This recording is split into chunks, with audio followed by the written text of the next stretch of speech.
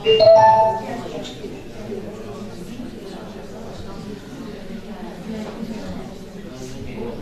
gördük. Bugünkü tədbirimiz demək regionlarda Gəncliyin Vətən Yolu adlı konferansının təşkili layihəsi Vətənpərvər Maarifli Gənclər İctimai Birliyinin layihə rəhbəri 1-2 Qarabağ müharibəsi iştirakçısı Nəsib müəllim Qarabağlı və demək Qarabağ müharibə veteranları, əlilləri, şəhid ailələri İctimai Birliyinin sədri Rövşən müəllim Namazəliyev çıxış üçün sözü Nəsib müəllimə Qarabağlı edir. Buyurun. İlk öncə tədbirə başlamışdan əvvəl çox istərdim ki, ulu öndəri və torpaqlarımızın azadlığı uğrunda qanunlarını təbliğ etmiş şəhidlərimizin ruhlarını bir dəqiqə çox dayanır.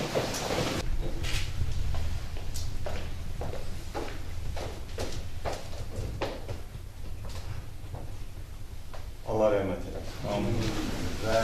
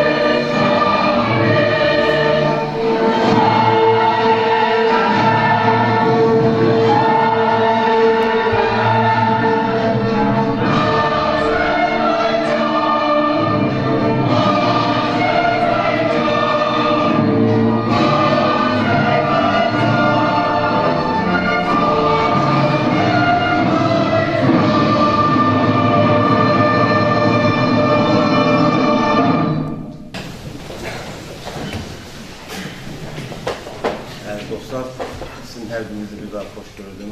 Hikmət müəllim, çox sağ olun. Rövşən müəllim, siz də çox sağ olun. İlk mən minnətdarlığımı bildirirəm.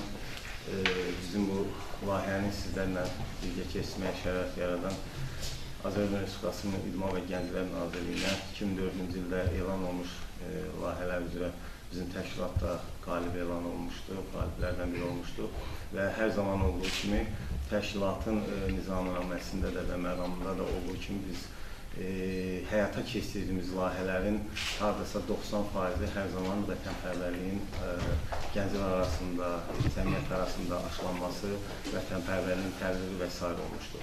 Bu qəbildən mən İdman və Gənclər Naziri ilə bərabər minnətdarlığımı bildirirəm Beyləqan rayon icra hakimiyyətinə, şəxsən başçınız Əziz müəllimə var olsun və təhsil şöbəsinə, Hikmət müəllim sizə var olun ki, şərait yaratmışsınız və burada iştirak edən bütün idarə müəssisələrdə ki, sizinlə bu konferansımızın aparılmasına şərait yaratdılar. Əzizlərim, bilirsiniz ki, vətənpərvərlik ümumiyyətlə çox böyük bir məfhumdur və hər birimiz üçün dəyərli və dərin mənalı bir məfhumdur. Mən bəlkə də desəm ki, heç bəlkə də hər birimizdə vətənpərvərlik haqqında söhbətlərin aparılması hardasa yersiz, amma və yaxud da ki, hər birimiz üçün vətənpərvərliyin daha dərindən öyrənilməsi, daha dərindən tədqiq olunması bir-birimizin aramızda, daha da aşılanması, istər az yaşlı uşaqlar arasında, istər gənclər arasında aparılması böyük bir vacib məsələlərdən biridir. Mən bu baxımdan vurğulamaq istərdim birinci və ikinci Vətən Qarabağ müharibəsini ki, hansı ki orada həqiqətən də bir şüar altında birləşərək torpağımızın işğalçılardan azad olunmasında sırf vətənpərvərlik hisslərdən qaynaqlanaraq Azərbaycan oğulları, Azərbaycan qızları vətənin müdafiəsinə qalxdılar və Allah şəhidlərimizə qən-qən rəhmət eləsin, şəhidlərimiz oldu, Allah qazilərimizə can sağlığı versin. Mən çox bir fərəh hissi keçirirəm ki, mən günlərim Beyləqanda, Beyləqan cəmiyyəti ilə, Beyləqan ictimaiyyəti ilə bu yönündə bir təbrik edirəm. Bildiyimiz kimi Beyləqan da bir çox rayonlar kimi öz şəhidlərini vermişdir və bayaqlarımız xatırlatma elədik, Rövşən mənlə söhbət eləndə, Hikmət mənlə söhbət eləndə Beyləqanın da həqiqətən böyük bir sayda şəhidləri var. İstər 1-ci Qarabağ müharibəsində, istər 2-ci Qarabağ müharibəsində və Beyləqan rayonu hər zaman olduğu kimi öz cəmiyyəti ilə, öz ictimaiyyəti ilə, öz intellektual potensialı ilə rayonlar arasında seçilmiş rayonlardan biri olubdur. Sizlərlə mən çox istərdim, mən təşkilatımızın məqamı, məramı haqqında sizlərə qısaca da olsa bir tarix elədim.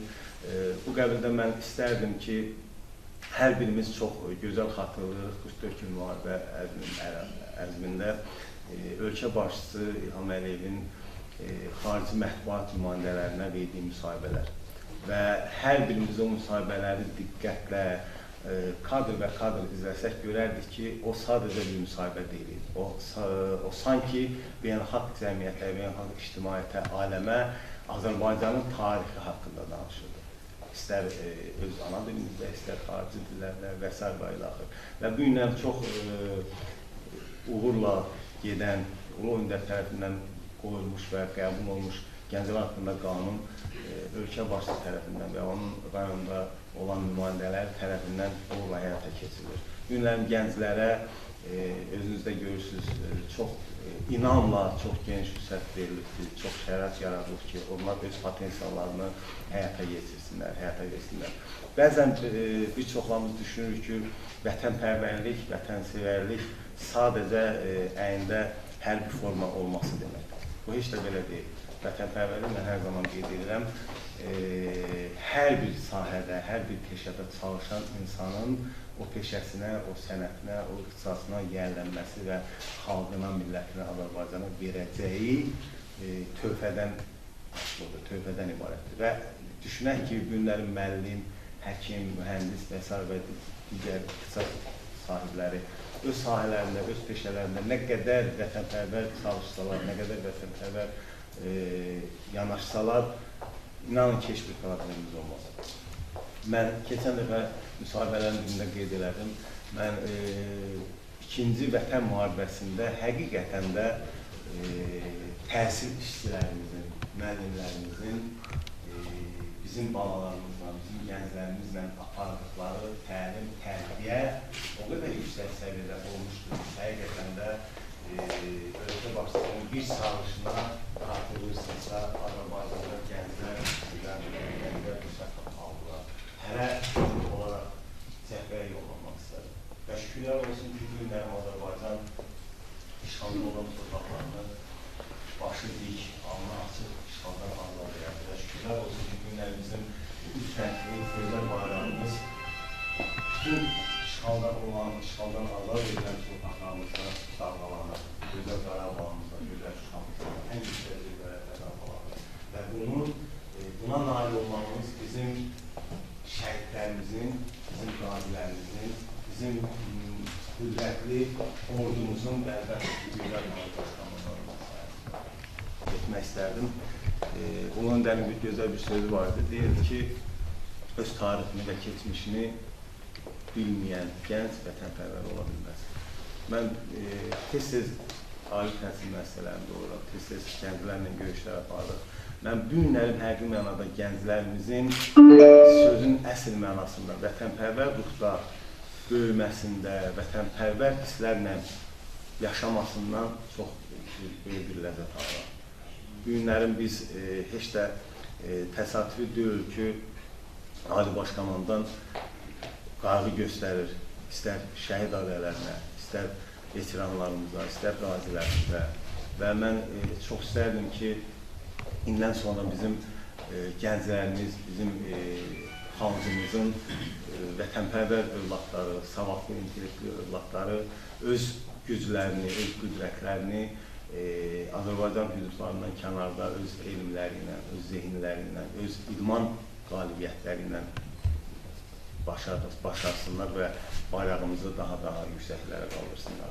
Mən çox istərdim ki, Rövşən müəllim, siz də bir vətənpərvərlə bağlı öz fikirlərinizi bildirsiniz. Sonra mən auditoriya ilə istərdim ki, çox səmimi bir şəkildə, istəmirəm bir rəsmi bir konferans keçsin, istəyirəm səmimi şəkildə auditoriya ilə də sizin vətənpərvərliklə bağlı olan fikirləriniz, hissləriniz, ola bilər ki, sizin dediyiniz hər hansısa bir fikir bizim üçün dəyərli oldu, gələcək layihələrimizdə biz onları qeyd elədik. Buyurun, Rövşən.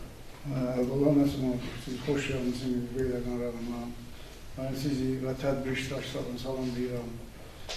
Mən bir xatırlatma verim, vətənpərvər ruhu Beyləqanda, mən 2-3 sinifdən yadımdadır, aşılanıb, bizlər 41-45 Vətən müharibəsinin veteranlara gəlirlər məktəbə, şahidlərlə görüşə. Sinələrində medal, biz onların medalına baxırdıq, sözlərini tanımırdıq. Yaşad olduqsa bildik ki, Mehmet Əli deyil, bu Cəfər Əli deyil. Yəni, onlar bizdə aşıyıb, müəllimlərimiz bizdə vətənpərvərliyi aşıyıb. Hatırlatmaq istəyirəm ki, 1988-ci ildən Beyləqan rayonu Zəngəzurdan qaçqın düşmüş soydaşlarımızı, ondan sonra 93-də qaçqın düşmüş soydaşlarımızı, onlara qucaq asıb, onlara həmişə kömək göstərib, öz hörmətlərini, ehtiramlarını bildiriblər. Beyləqan rayonunun 218 şəhid birinci müharibədən, mülkülərlə 15 mülkü onun daxildir. 44 günlük müharibədə 141 nəfər şəhid verilmişik, antiterrorda da 6, 147 ikinci Vətən müharibəsindən şəhid verildi Beyləqan. Yəni Beyləqan həqiqətən, Ulu Öndərimiz Heydər Əliyev 93-cü ildə Beyləqan rayonuna gələndən sonra səfər boyu döyüşlər, əks hücumlar oldu. Orada da Beyləqan oğlanların, qazilərimiz, veteranlarımız canla başla torpağın azad olmağında iştirak edədilər. Hətta Ulu Öndərimiz Beyləqana Stalingrad adda verilmişdir. Çox təəssüf ki, bunlar qalır. Yəni bu adı hələ ki qaldıran yoxdur Beyləqanı.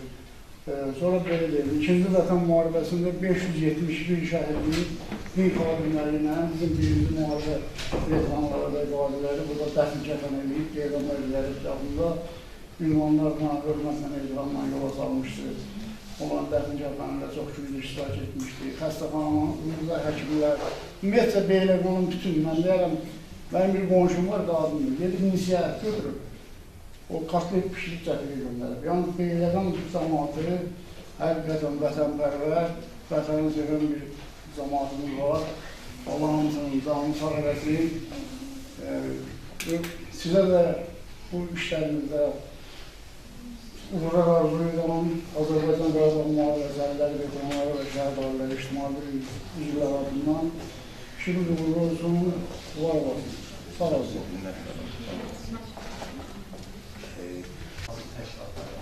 Xəstəxana. Elə müharibə ərzində, müharibə dövründə bizim səhiyyə işçilərimizin də əməyi tanınmalı olsun və xatırlayıram ki, bu Cəfər boyu hər zaman səhra hospitallarının müfəaliyyəti, cəbsizlik vətəndaşları, həkimlərimizin sayəsində çox yaralılarımız ölümdən qayıtmışlar, onların xilas olunması, onların rəhbər olunması, səhvlərin rəhbər olunması da Allah çox böyük. Sizlərin də bir fikirlərinizi biləm, yəni bu vətənpərvərlik deyəndə biz nə anlayırıq? Əlbəttə, hər birimiz yaşa başa dolmuş insanlarıq. artıq hər şeyi dərk eləmiş insanlarız. Amma çox istərdim ki, sizin vətənpərvər hisslər deyəndə, vətənpərvərlik deyəndə nə kimi hisslər keçiririk? Bax, kim istərdi bu haqda öz fikirlərini bildirər? Könlü olaraq. Səfər olurken, ikinci Qarabağ müharibəsi hadisi, vətənpərvərlik dedikdə insanın ruhunda formalaşır. Vətənpərvərlik yurdu, eli, obanı, milləti qorumaq, ona sahib çıxmaq. Yəni bugün dünyada cərəyan edən, baş verən hadisələrə diqqət etdikdə şükür Allaha ki, bizim elimizdə, obamızda bunlar yoxdur. Bunların da başlıca səbəbkarı bizim elimizin, obamızın mərd oğullarıdır ki, bu günlərim bizdə bu cür hadisələr yoxdur, çox şükür. Yəni, necə deyim, bizim hamımızın şahid olduğumuz vətən müharibəsində gördük ki, minlərlə Azərbaycan oğulları sizin bir qeyd etdiyiniz kimi cəbhəyə yollanmaq istəyirdi. Onlar dəri deyirlər. Onlar müharibənin nə demək olduğunu dərk edirlər. Sadəcə olaraq onlar vətənpərvər insanlar idilər. Yəni, onlar milli ruh onların içində, ruhunda var idi. Və onlar da öz əməlləri ilə bunu sübut etdilər. Nə deyə bilərəm, bu qədər. Sağ olun. Sağ olun.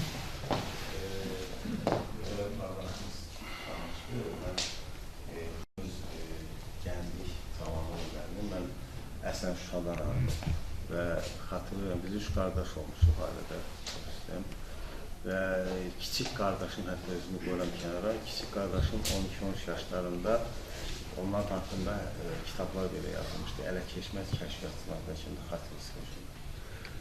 Onlar Şuşanı hər axşam, bəlkə o vaxtı müharibə vaxtı siz bilərsiniz, Şuşanı hər axşam Kirs dağı deyilən bir ərtəklik vardı, Bala Kirs, Ana Kirs.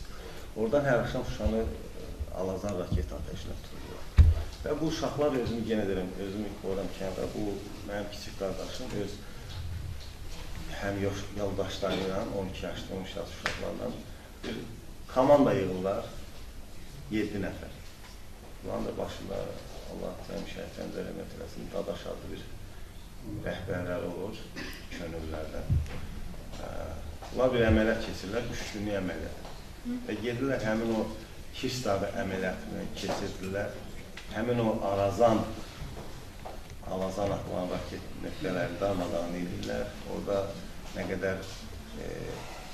qədər mənfur düşmənləri məhv edirlər, hətta əsiri götürürlər, ermənilərlə bərabər ikidən də Həbəş nivələrdən götürüb gətirirlər. Yəni, onlara o vaxtı mən gəlmişdim Bakıya, o vaxt silah qanında gəldik, gedirdik. Yəni də onlara sual verəndə ki, siz axı uşaqsınız, sizin bizə elə bir cavab verirlər ki, biz artıq o sual verməyimizdən belə utanırdıq ki, hə, haklısınız. Yəni, nə demək istəyirəm, həqiqətən bu günlərim dəxli yoxdur müharibə vaxtında, dəxli yoxdur cəbhə boyunda. Sən bu günlər məyər Azərbaycanının, vətəninin inkişafı uğrunda hər hansı bir fəaliyyət göstərirsənsə, bunlar hamısı vətənpərvərliklə bağlıdır, vətənpərvər hisslərlə bağlıdır.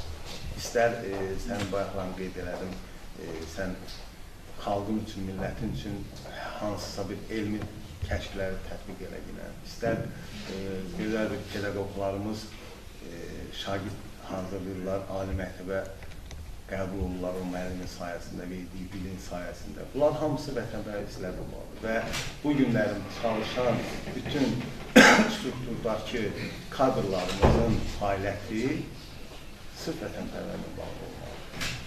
Mən bayaqlarımı nəzər yetirdim, kendimiz səslənəndə auditoriya və mən bunu hər zaman deyirəm, hər birinizdə mən mübarizələr gördüm, kamillər gördüm, Salatınlar gördüm, Gültəkinlər gördüm, Polat Həşimovlar gördüm və mən həqiqi mənada biz xarici ölkələrə gedirdik müharibə olmamışdan əvvəl. Biz gedirdik, bəli, bizi dostcasına qəbul edirdilər, hörmətlə, izzətlə. Amma baxırdıq ki, bu o deyil. Amma bu günlərin şükürlər olsun ki, biz alnı açıq, qalib bir xalq olaraq xarici ölkələrə gedəndə bizə olan hörmət belə beşdir. Nəyin sayəsində biz öz qədim, məğlub edilməz, qalib xalq olduğumuzu sübut edək. Üstə qalxmasam da, amma bəzən deyirdik ki, bu nə qədər uzananda bu söhbətlər, bu boyda uzanmaq olar, bu boyda işğallara tutmaq olar. Amma ölkə başçısı, Ali Başkanlığının şəhidlərimizi, Allah yenə deyirəm, qən-qən hamısına rəhmət eləsin, şəhidlərimizlə bağlı, canlı itki ilə bağlı nə qədər bura vəsaitin xərclənməsini hesablasaqlar, çox böyük bir məbləğ edir. Və bu atəşkəs dövründə ölkə başçısının qurduğu siyasət, ölkə başçısının apardığı söhbətlər və bağladığı sazişlər ona gətirib çıxardırdı ki, mənim sözümü təsvir edirsiniz, müharibə olacaq bir vaxtda bizim itkilərimiz minimuma geçsin. Bu nə ilə Pakistan oldu və bir çox ölkələr oldu ki, mənəvi dəstək göstərdilər. Müharibə əzmində, müharibə zəminində hansısa bir xarici ölkənin, xarici bir dövlətin dəstək verməsi özü böyük bir şeydir. Azərbaycan təkdir. Azərbaycan, Allah qən-qən rəhmət eləsin, Ulu Öndər əgər hakimiyyətə gəlməmiş olsaydı, hər birimizin xatirində, yəqin ki, burada yaşlı nümayəndələr də var, Azərbaycan parçalanırdı. Biri bir xanlıq yaratmaq istəyirdi, biri bir qubiyyə eləmək istəyirdi. Sırf Ulu Öndərin gəlməsi ilə Azərbaycan özünün dediyi kimi dünyaya bir günəş kimi parladı. Və xatırınızdadır, işğal ərazisinin 20%-dən çoxu işğal altındadır. 1 milyondan çox qaçqın, köçkün həyatı yaşayan əhali. Amma fikir verən, beynəlxalq təşkilatlar, beynəlxalq aləm gəlir Azərbaycanla sazişlər bağlayırdı, neft konservəsində, iqtisadi müqavilələr bağlanırdı. Bu nəylə bağlayırdı? Ulu Öndərə olan hörmət, izzət. Bilavasitə o insan öz varlığı ilə zəmanət verirdi ki, mən zəmanətəm, mən zaminəm, bunu bağlayalım, bu işləri görəyim. Hamısı da, bütün ölkələr, bütün xarici dövlətlərdə ürəklə gəlib. Bu çətin məsələ idi. Özümüzdən götürən bir, hansısa bir, belə deyək, müflis olmuş bir təşkilata gedib nəsə verməmiz özümüz şübhəli eləyərik, özümüz də pis günə qoyarıq. Ona şükürlər olsun, günlərim Azərbaycan özü, öz iqtisadi potensialı sayəsində gedir. Bir çox ölkələrdə gedir fondumuz fərqlənən məktəblər açır. Sudan əziyyət çəkən ölkələrdə gedir, su xərcini çəkir, işlər su problemini həll edir. Mən çox istərdim yenə bizim auditörlərlə kimsə öz kişilərini bildirsin. Şagirdlərdən bəlkə kimsə nəsə demək istəyir. Buyurun, arxadan bir fikrinizi bildirin də. Məsəl üçün, mən sual vermək istəmirəm ki, Beyləqanda bir 2 nəfər şəhidin adını çəkir. Qonaq Fərqan. Fərqan oldu, yəni? Fərqan. Nəylə məşğulsan? Təhsildən əlavə. Təhsildən əlavə? Asudə vaxtını nəylə keçirsən? Gələcəkdə, yəni sosial şəbəkələr ayrılırsan. O müziyyədə durmaq. Əlavə olaraq, məsələn, ali məktəbə hazırlaşıram, vaxt çox az qalır. Məsələn, boş vaxtda arada idman edirəm. İdman hansı növünə? Bitirməcə. Gözəl. Hansı qurba hazırlaşsan? 3-cü qrup hazırlaşıram. Boş akademi. Xeyirliyiz olmuş. Olsun. Gün olsun, nə olsun gələndə bir adam polis rəisi sən olaraq bizdə dəyişik, zamanla söhbət edilmiş. Bax, sosial şəbəkələrdə yardım ki varsa, sosial şəbəkələrin, şəbəkənin deyilməndə ayrılan ümumiyyətlə, ümumi şəkildə. Sosial şəbəkələrin sənin və sənin əhatən üçün nə kimi faydası var və yaxud da ki, düşünürsən ki, zərəri var. Yəni, öz sərbəst fikirlərini dərmək. Sosial şəbəkənin nə üçün istifadə etdiyə baxırıq. Mən də vaxt mənasında etkisi var, zərəri var. Vaxta baxan mənasında. Baxıran hansı məlumatlandırmaq gəldiksə, faydası var. Hər hansı məlumatı öyrənmək üçün. Başqa deyəcəyim var. Yaxşı, çox sağ olun. Bax, dostlar, sosial şəbəkələrlə bağlı ilə demişkən, sosial şəbəkələri mən işlərimlə bağlı çalışmışam hamısında olub və gün ərzində belə deyək də, müəyyən bir vaxtını hər hansı bir sosial şəbəkədə keçirəm. Orada müəyyən məlumatların zamanımızda dediyi kimi əldə edilməsi, öz işlərlə bağlı təbliğat, təşviqat prosesinin həyata keçirilməsi. Hər biriniz yəqin ki, sosial şəbəkəni izləyəndə bunun müəyyən mənada negativliyini görür. Adicə deyək, lap TikTok. Bu saatdan çoxumuz deyir ki, TikTok Azərbaycanda bağlansın. Amma şəxsən mən özlərimə deyirəm, mən TikTokdan öz işlərimlə bağlı fəaliyyətimi orada aparıram, yəni öz auditoriyamla bağlı. Yəni, mən azca bir fakt deyəcəm sizə, sıralayanda TikToku belə baxırsan, canlı yayınları falan, baxırsan ki, bir dənə xanımdır, hüquqi xidmət məsləhət aparır, məsləhətlər verir. Və inandım sizi, yəni pulsuz, parasız, könüllü olaraq, volontyor olaraq bir xidmət edir, sualları cavablandırır, dəstək verir, hüquqi dəstək verir. Amma izləyici sayına baxıram, maksimum o xanımın izləyicisi 16-17-ni qalxa bilmirlər. Bu azına daxil. Amma ötürəndə canlıların baxırsan ki, bir dənə nə ədəbimizə, nə etikamıza, nə milli mentalitetimizə xas olmayan bir vərdişlərin sahibi orada çıxır və izləyicilərin sayı ən az olanda 300-400 olur.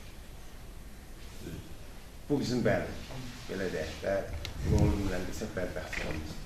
Amma bir gözəl bir məsələ də var da, Fərhad ərzimizdə qeyd elədiyi kimi, hər kəs öz sosial şəbəkəsində öz auditoriyasını tapır. Yəni mənim mən günlərim istəsəm, məsəl üçün belə deyək, istər Facebookda, istər Instagram, istər o birisində, bəlkə də 3 dəfədən 10 min ötürmüş olardım, aşırmış olardım o izləyici sayıları.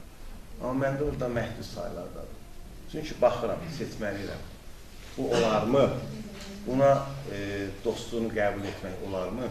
Bir də birin, mən hər zaman baxıram, araşdırıram, ondan sonra qəbul edirəm. Bir də biri mənə deyir ki, tədbirlər birində, mən deyirsə, neçə vaxtı Facebookda dostluq atmışam, amma qəbul eləmir. Deyirəm ki, qəbul etmirəm, üzülürsən. Nəylə bağlı deyirəm, qəbul etmirəm. Nəylə məşğulsan deyirəm. Bir başladı, siz belə deyək də, hər bir insan demokratik ölkədə yaşayırsa, azaddır. İstərsə siyasi fəaliyyətinə, ictimai fəaliyyətinə, dini əqidəsinə. Amma həddində də belə deyək. Deyirəm ki, nəylə məşğulsan və başladı o diri, müəyyən gözəllikləri görməyən uşaq oldu, gözəl səsi işləyən karı. Və gördüm ki, həqiqətən həqiqi mənada kör və karlardan. Dedim ki, buna görə mən səni o dostluğu qəbul edəmirəm. Sən ondan heç nə itirmirsən, mən səni dostluğu qəbul edəmirəm. Yəni, deməyim odur ki, sosial şəbəkədən istifadə edəndə də mənim tövsiyəm olaraq budur. Yəni, çalışın o qəbul etdiyiniz dostların da ətrafını bilin. Oradakı fəaliyyətiniz də elə olsun ki, sabahsı günü nə sizə, nə sizin gələcəkdə övladlarınıza həsablar verilməsin. Dədə Qorqud filmində Dədə Qorqud bir gözəl bir fikir söylüyor orada. Deyir ki, torpağı əkib becərmədinsə, qorumağına dəyməz. Və ya qorumadınsa, deyir, əkib becərinə dəyməz. Bu günlərim mən biz 2-ci müharibədə Şuşada da gedib çıxanda yol boyu baxırdıq ki, o qədər ərazilərimiz əkilib becərilməmiş qalmışdı ki, və içində bir sevinç hissi var ki, inşallah şükürlər olsun ki, bir vaxtlar gələcək qaydanda görəcək ki, həmin torpaqlar artıq məhsuldar bir torpağa çevrildi, məhsul verir və həqiqətən də belə oldu. Mən bu yaxınlarda Şuşadan işlə əlaqədar getmişdim, qaydanda yol boyu baxdım, torpaqlar əkilir, biçilir, yəni məhsuldarlıqla məşğuldur. Yəni torpaq həqiqi manada öz bəhrəsini verir. Bayaqlar mən bir fikri vurguladım. Təhsil işçilərinin gənclərdə apardığı təlim-tədris məsələlərində. Burada ən başlıca biz onu da unutmamalıyıq ki, hər bir kəs, hər bir cəmiyyət üzvü, fərdi ailədəndir. Ailəmiz nədir? Ailəmiz kiçik bir dövlətdir. Ailədə baş verən negativlik də, baş verən xoş halda, vəziyyətlə, hamısı o ailə üzvlərindən öz əksini tapır. Günlərim mən bir məsələyə toxunmaq istəyirəm. Keçən də bir mövzu çıxdı orada. Dedilər ki, bir də görsən, ziyalı ailədən heç də nə atasına, nə anasına xas olmayan elə bir övlad çıxır ki. Yəni, o uşağa baxsan deməzsən ki, o ziyalıdır. Burada o demək deyil ki, o həmin ailədə o uşağın təlim-tərbiyəsini məşğul olur. Cəmiyyətdə onun o oturub durduğu, onun o yoldaşlıq elədiyi ola bilsin ki, hər bir müəllimlər, pedaqoglar bunu daha gözəl bilirlər. Hər bir fərdin yaş həddi var və o yaşda, məsələn, istər qız, istər oğlan, o yaşda bu qorunmalıdır. O yaşdan sonra o çətinliklər keçəndən sonra artıq neynəsən də o uşağı pisə yönəldə bilməzsən.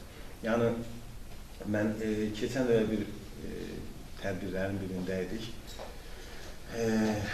Profesorlar, ali məktəbli profesorlarımızdan biri danışır. Deyir ki, deməli, mən çox məəttəl qaldım, elə bu söhbətlər gedirdi.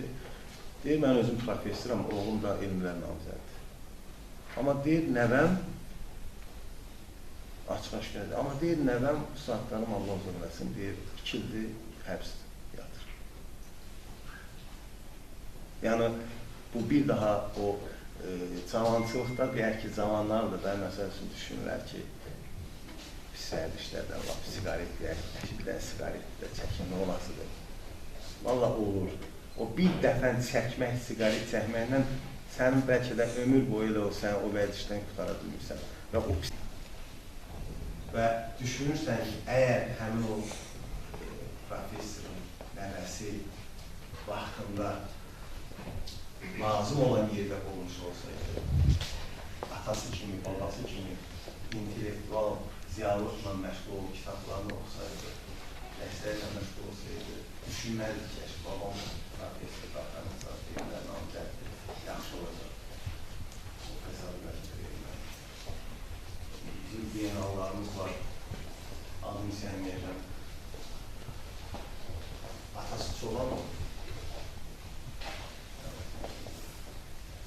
Yəni, o ondan deyil ki, deyir, hərdən hətta deyirlər ki, nə olur, səhməsi olmalıdır və yaxud falan və s. Yox, insan öz üzərində hər zaman çalışmalıdır. İnsan öz üzərində hər zaman çalışmalıdır ki, bir fayda verir. Mən birinci Gənclər Forumunda vaxtı çıxışım var, Söhbət belə bir cümlə işlətmişdim. Deyirdim ki, biz hər zaman hərdən millətdən, xalqdan, hətta dövlətdən nəsə tələb edirik. Mənə niyə bunu eləmədi? Amma biz özümüz öz qarşımızda özümüz sual vermək ki, mən bu dövlət üçün nə elədim? Bu bayrağımızın, gözəl bayrağımızın, bax, 3 rəngli. Mən deyərim ki, bəlkə də dünyanın, bəlkə də yox, elə dünyanın ən gözəl bayraqlarından biridir. Gözəl rənglərdir, salarlardır, özümüz təşkil edir. Biz özümüz hər zaman öz qarşımızda qoymalıyıq ki, biz vətən üçün elədik. Biz dövlət üçün neynədik?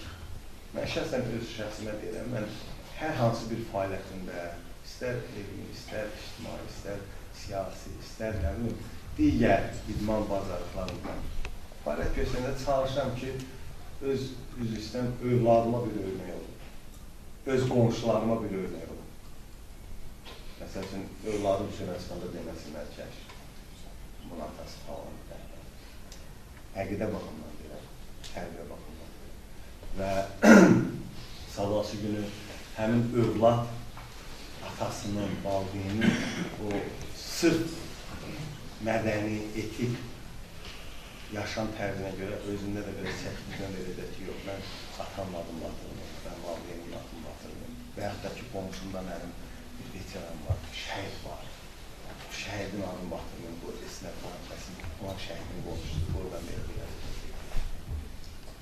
Mən müraciət edirəm hər zaman auditoriya bir fikrim. Yəni, burada mən deyirəm, sərbəst, səmimi, yəni bu çəkilişlərimiz gedir, mətbuatda gedəcəkdir, bu çəkilişlər montaj olunub mətbuata veriləcəkdir. Yəni, burada ola bilər kimsə öz fikrində hansısa bir nəsə ifadə elədi, o düşünməsin ki, olmalıdır. Allah ölənlərimizin olmasına rəhmət yaratan şəkərlər deyir ki, əgər bir işiniz alınmırsa, ilk görüb bilir, peşman olmuyor. Bu iş gördüğün işdir də sən, alınmaya bilər. Bir daha zəhd elə, alınacaq. Və həm də deyildi ki, əsasən gənclərə kitab edir, həmişə də rəhmətli deyildi ki, hər zaman addım atanda elə bilgən ki, ayağının altı yanır. Yəni, dayanmır. Elə düşüngən ki, bu, sən addımı atmasan ayağın yanacaq, irəli get, irəli get. Və bu günlərim, mən məsəl üçün, Rəxlam Hikmət müəllimdən soruşdum, çox sevindirici bir haldır ki, sizin məktəb 5 rayonlarda öndə gedən məktəblərdən biridir və təhsil, şagirdlərə təhsil veriləcək, yüksək təhsil veriləcək məktəblərdən biridir. Yəni, sevindirici haldır ki, həmin şagirdlərimiz günlərin hər hansı bir Azərbaycanımızın ali təhsil məsələlərində təhsil alaraq vətənimizin, dövlətimizin hansısa bir strukturlarla, dövlət orqanlarla çalışaraq öz yüksək potensiallarına, mütəxəssis olaraq, ixtisasçı olaraq tövhələrini verir. Mən bura gəlməmişdən əvvəl Mehdi müəllimlə danışdım. Mehdi Mehdiyev bizim Qarabağ veteranları, Qarabağ müharibə veteranları, Əllər, Şəhidlər, İctimai Birinci Sərgisi, Cənab Polkovnik, gözəl insandır, vətənlərdə olmaqdır. Əfqanistan, birinci və ikinci Qarabağ işlərisidir. Mən Mehdi müəllimlə söhbət edirdik bu hafta, layihənin doğru ki, gələn gedərik. Mehdi müəllim dedi ki, Beyləqandır. Eləmək lazım. İndi araşdırdım, yəni bilirdim nəyə görə Beyləqan deyil. Beyləqan rayonunda şəhidlərimizin çox olması, qazilərimizin, mən rayonun artıq yüksək potensiyalı malik olduğunu bildim. Yəni, Mehdi müəllim deyir ki, Beyləqanda hökmən eləmək lazım. Ayaqlarım, əziz qardaşlarım da bilirlər. Yəni, Beyləqanda bildiyimiz kimi hərbi hissələr çox olmuş baxımda. Ona görə həmin uşaqlar, gənclər, cavanlar elə gözlər nasıl elə hər zaman hərbi forma, hərbi struktur, hərbi hissələrin yanına keçirsən bu həvəs oranır. Və mən də deyir ki, Rövşən müəllim, söhbət edərsiniz, danışaram, edərsiniz, tədbirlərlə keçərsiniz.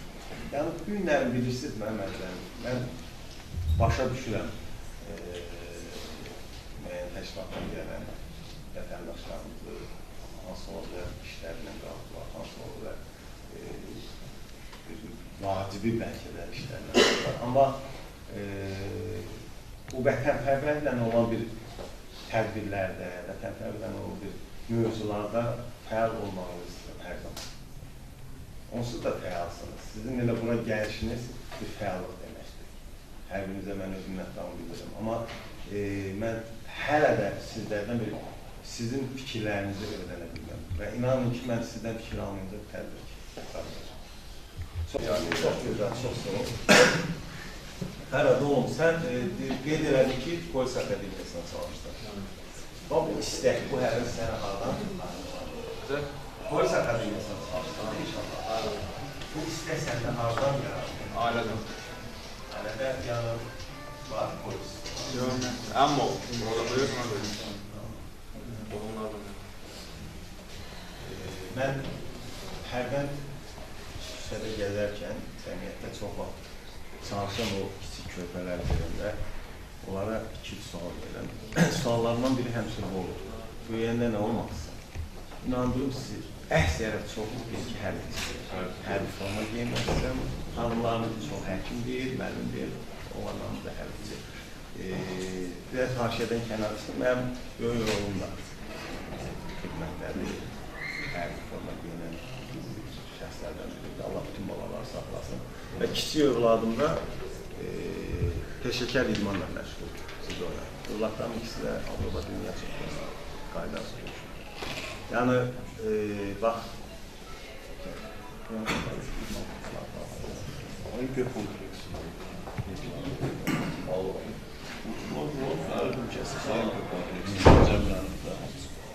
bax, əziz gənclər, bax, arxada oturan sizlərə mən məsəl üçün müraciət edirəm. Bax, rayonda fəaliyyət göstərən idman klublarından Fərhad əzizimizi bildik. Kulturizmlə məşğuldur, bədən fizik formalaşmasıyla məşğuldur. Bax, sizlər hansı idman növü ilə və idman klublarına gedirsiniz? Fikrinizi bildirin.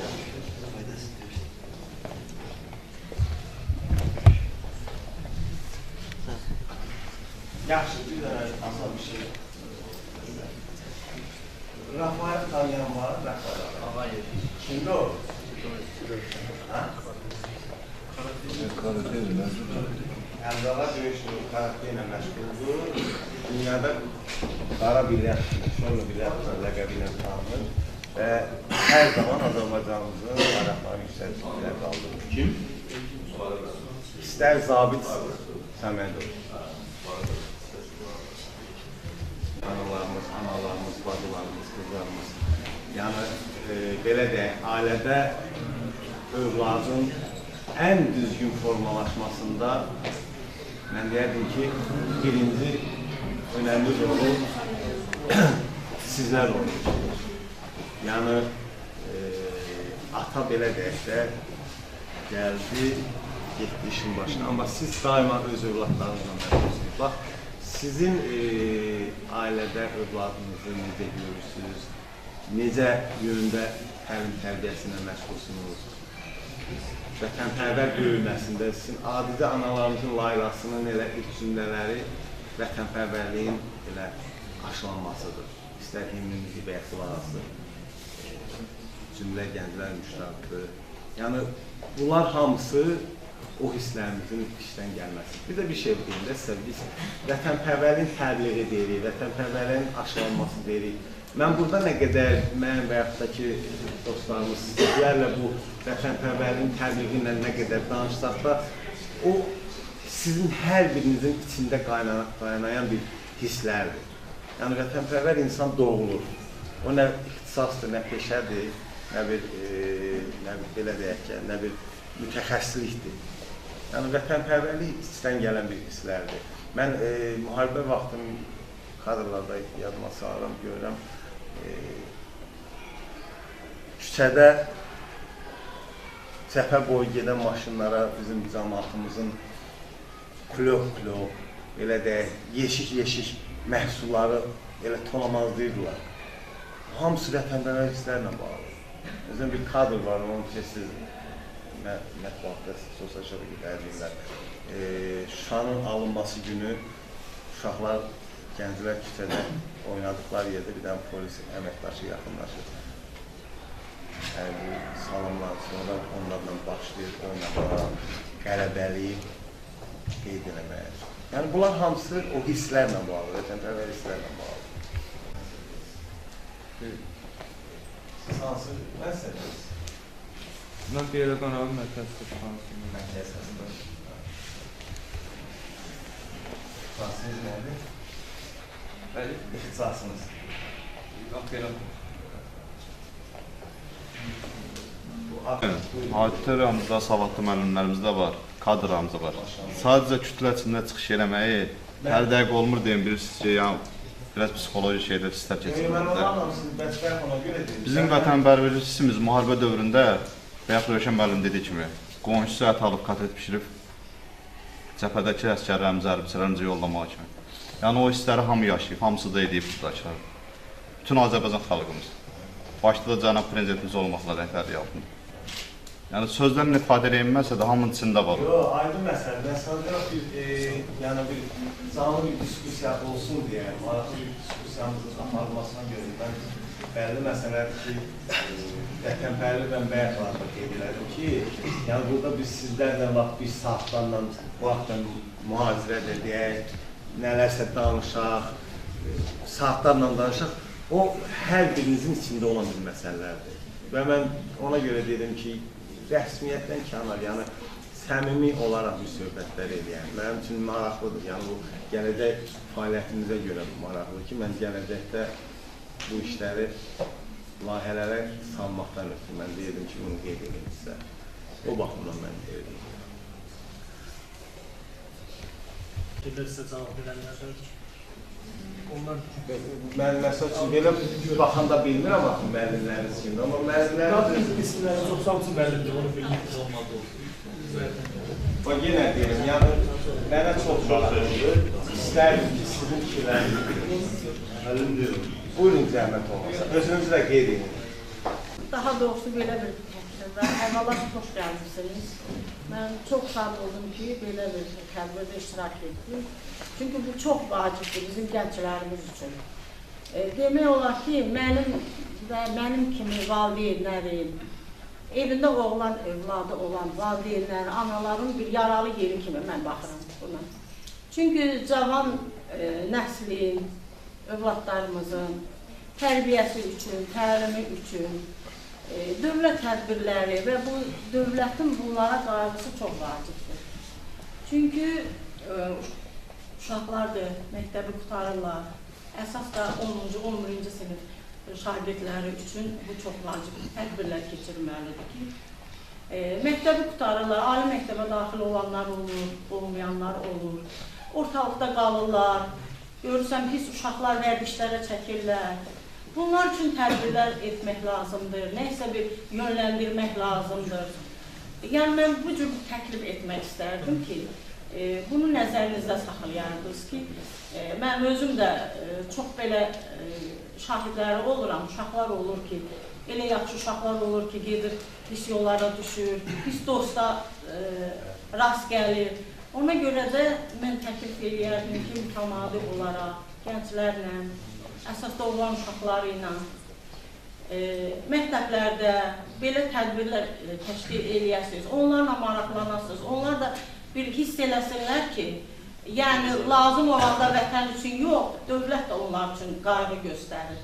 Bu qədər. Çox sağ olun. Çox gözəl olur, minnətdaram sizə.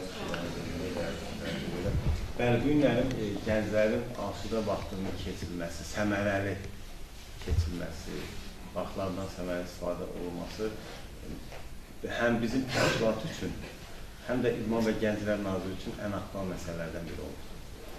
Mən bilirsiniz, xatırlatmaq üçün Hikmət müəllimə vurğuladı. Hər bir arada olimpiya mərkəzləri var. Elə bu olimpiya mərkəzlərinin yaradılması özü də bilavasitə gənclərin asudə vaxtının səmərəli keçirilməsinə vurğulandı. Yəni ona təsbit oldu. Amma nə yazıq ki, bizlərdə bəzilərimizdə cəmiyyətdə bu pis vərdişləri, Allah zorlasın, narkotik falan, bunlara biraz aqibətçilik hər zaman maraqlı olur gənclər arasında. Amma istər bizim kimi gənclər təşkilatları, istər qeyri-hökumət təşkilatları, digər sahələrdə olan qeyri-hökumət təşkilatları, təşkilatlar hər zaman gənclərin bu pis vərdişlərdən uzaq olması yönündə layihələr həyata keçirir. Bizim özümüz Vətənpərvər Müasir Gənclər İctimai Birliyi olaraq istər narkotik əleyhinə, istər spid əleyhinə olan layihələr həyata keçirmişik. Həmin bu qeyd elədiyim İdman və Gənclər Nazirliyinin, agentliyin, Qeydiyyatlar Dövlət Dəstəyi Agentliyinin, BMT-nin reis mərkəzinin dəstəyinə. Yəni biz bu layihələr həyata keçirik. Amma mən nəyə görə? Mən ona görə sizdən dedim ki, yəni bax siz vurğulursunuz, bəli. Biz layihələrimizi hər zaman çalışırıq ki, belə deyək də, real olaraq cəmiyyətin içində qaynaqlanan problemlərdən biri. Yəni, layihələr yazmalı olur. Müxtəlif sahələr üzrə layihələr oturaq yazan, hadisə məsələsində qələmin yaranması, necə icad eləmək falan. Amma sırf reallıqdan doğan, cəmiyyətdə baş verən hadisələri negativ halların aradan götürülməsi üçün layihələrin olması vacibdir.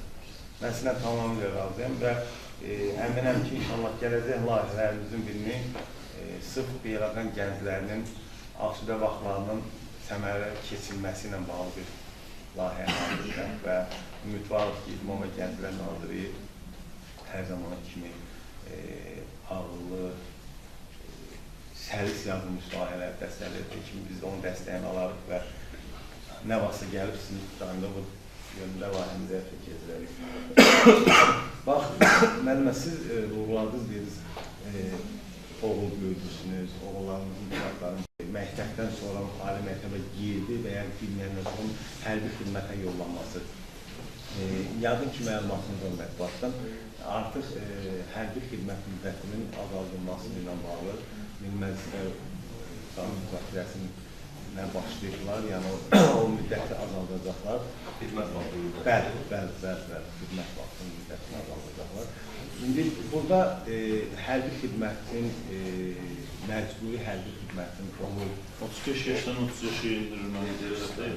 Yox, həm onu deyirəm, həm də hərbi xidmətin bir il 6 ay söhbəti bir il olacağı. 30 yaşında verirsən, 18 yaşında şu an proqramı necə yükləyə bilərsən, onu cavab verə bilmirsən. İndi bax, o müəyyən boşluqlar var ki, hansı ki onlar indi də araşdırılır. Məsəl üçün, indi dünənə qədər belə deyək, ali məktəbdə oxuyan bir tələbə, savadlı tələbə, hansı ki öz zəkası ilə xeyir verə bilir, elmi araşdırmaları ilə. Bunu götürüb aparıq hərbi xidmətə göndərik, deyək ki, tikinti işləri üzrə olan hərbisi olmasın, digərləri üzrə. Amma bu elmi araşdırmasından geri düşürmür.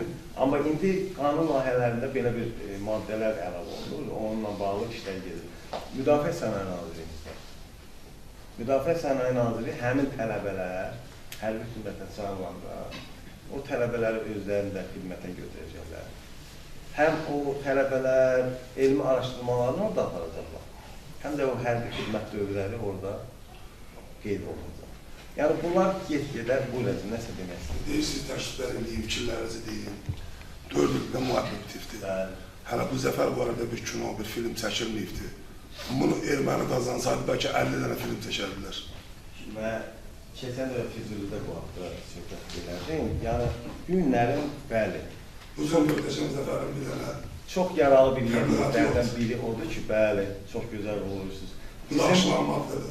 Bu cürə qəhrəmanlıq, mən bayaqlar dedim ki, mən sizin hər birinizdə mübarizlər görürəm. Hər birinizdən kültəkli salatınlar görürəm, kamillər, tərəkküblər görürəm. Və hər bir əskər, hərbidə olan zəfər dostlarım bunları yaxşı bilir. Hərə bir qəhrəmandır. O himnimizdə də təsdiq olunur. Həqiqi mənada hərbidə o qıraqdan zəfərini görmək, müharibəni xatırlamaq, kinoda görə başqa fərqli bir şey. Amma sən cəbhədə olanda, mən xatırlamaq istəyirəm, 2-ci Qarabağ müharibəsində biz Türkü dərəsində əskərlərlə bir yerdəydik. Təsəvvür edin ki, bəlkə də mənim üzr istəyirəm, oğlumdan da cılız bir uşaq var idi.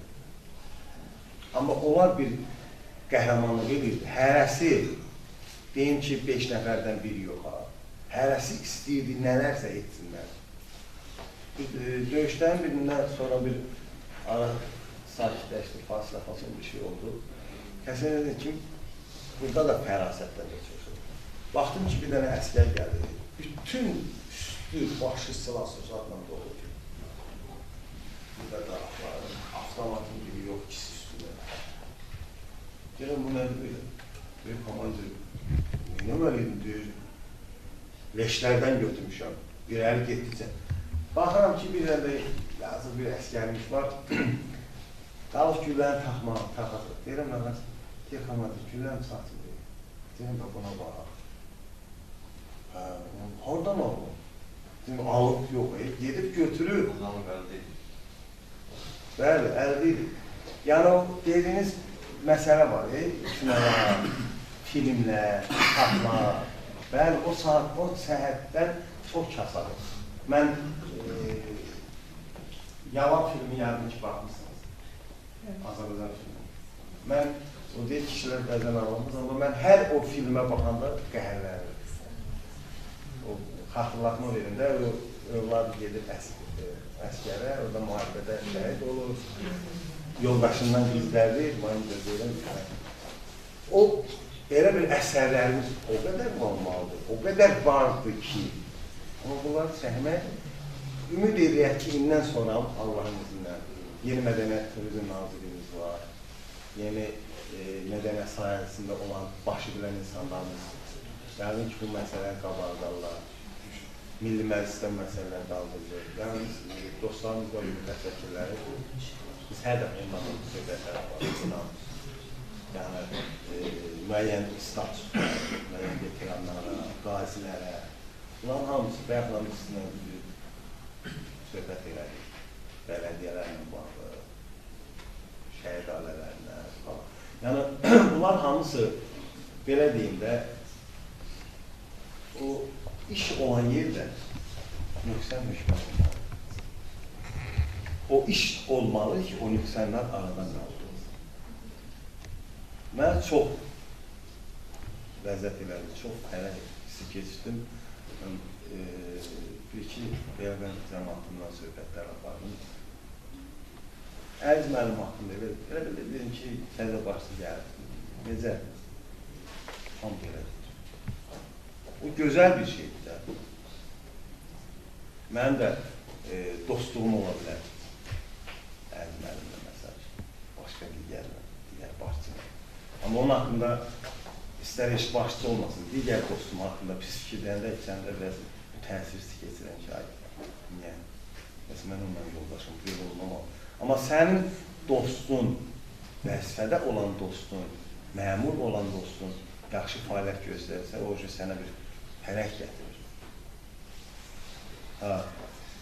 Günlərim ölkə başçının təyin etdiyi rayonlarda rəhbərlər necə lazımdır işləməlidir. İşləyənlər də işləyir. İstər burada əhali ilə, rayon əhalisi ilə, istər veteran, ən öndə olan bizim həssas təbəqəmiz şəhid ailələri, veteranlar, qazilər. Bunun öndərin bir gözəl bir kəlməsi və hərdən deyirlər ki, veteranlara qayğı falan. Mən həmişə deyirəm ki, bunların hamısını başa düşürəm. Var, elə insanlarımız var ki, məmur olsalardan çatmır.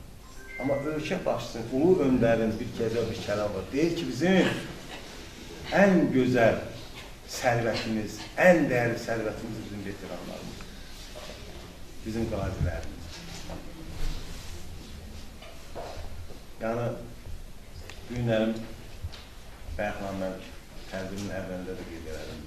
Biz çox, hər bir vətəndaşımız xoş hisslər keçirir ki, gün Azərbaycan artıq bütövdür. Biz görün, nə qədər bir Azərbaycanımız işğaldan olan torpaqlarımızı azad edib, uğurlu inkişafla məşğuluq ki, biz artıq Zəngəzurda olan qərbi Azərbaycanlıların qayıdışı ilə məşğuluq. Onların qayıdışı, onların o Azərbaycana gəliş məsələlərini beynəlxalq aləmə can çəkirik, haqqı olaraq. Biz də nə qədər qarmanlanmalı həqiqətləri çatdırırıq. Mən bu məqamda istərdim, məsəl üçün, qeyri-hökumət təşkilatlarının respublikada fəaliyyətini. Əvvəllər qeyri-hökumət təşkilatları deyəndə bir çox insanlarımız elə bilirlər ki, qeyri-hökumət təşkilatı hökumətin əleyhinə olan bir təşkilatdır. Amma belə deyil. İctimai bilgilər haqqında qanunda olan ki, qeyri-hökumət təşkilatı Azərbaycanda istər hər hansı bir ölkədə baş verən problemlərin qismən də olsa aradan qaldırmalı. Amma biz 44 günlük müharibə vaxtında, ərəfəsində mən deyərdim ki, mənimlərin olduğu əziyyət qədər qeyri-hökumət təşkilatlarının vətənpərvərlik yönündə keçdiyi layihələrində bir böyük olur. Sizin təşkilatlardır. Biz nə qədər gənclərlə, Biz hətta el olub, biz azyatsız uşaqlarla, bağçalarda gedib uşaqlarla vətənpərvərlik tərbiyəyə məşğul olmuşdur. Orta məktəb, auditoriya tələbələrlə keçmişəm. Yəni, hər birinizə mən sağlam ömür arzulayıram. Hər birinizə mən xoş günlər arzulayıram və arzu edirəm ki, indən sonra bizim xalqımızın, dövlətimizin, cəmiyyətimizin, əhalimizin rifahı daha yüksək olsun. Və bizim bu, bayaq da qeyd elədim, işğaldan azad olan torpaqlarımızda dalğalanan bu gözəl üsrəhli al bayrağımız hər zaman ucalarda olsun. Və mən həmişə qeyd edirəm, o xalqımızın, millətimizin başı ucalarda olsun, ali başkomandanımız kimi. Vallahi, billah, yəni mən bunu boğazdan yuxarı bir fikir kimi sizlərə demirəm və nəsə də çatdırmaq istəmirəm. Və qeyd elədim, hər birimiz bir fərd olaraq inkişaf etmiş insanlarıq. Amma hər şey gözəl görünür, hər şey gözəl görünür. Bu günlərin biz şəhidlərimizə borcluyuq, qazilərimizə, veteranlarımıza borcluyuq. Amma Ali Başkomandan xalqına güvənməsəydi və xalqımız da Ali Başkomandana güvənməsəydi, biz o torpaqlara var. Var olsun Azərbaycan xalqımız, var olsun dövlətimiz, millətimiz, var olsun Beyləqan cəmiyyəti, Beyləqan əhalisi, şəhidlərimizin qarşısında bir daha baş əyirəm və hər birinizə bir daha minnətdarlığımı bildirirəm ki, öz vaxtınızı sərf edib gəlmizin tədbir və konferansımızda iştirak eləmişsiniz, var olasınız. İnşallah hər zaman Beyləqana xoş günlərə gələk. Əgər bir sözünüz yoxdursa, tədbirinizi bitir. Sonda bir dənə xatirə şəkli çəkləyin. Əgər səs bir şəkli hər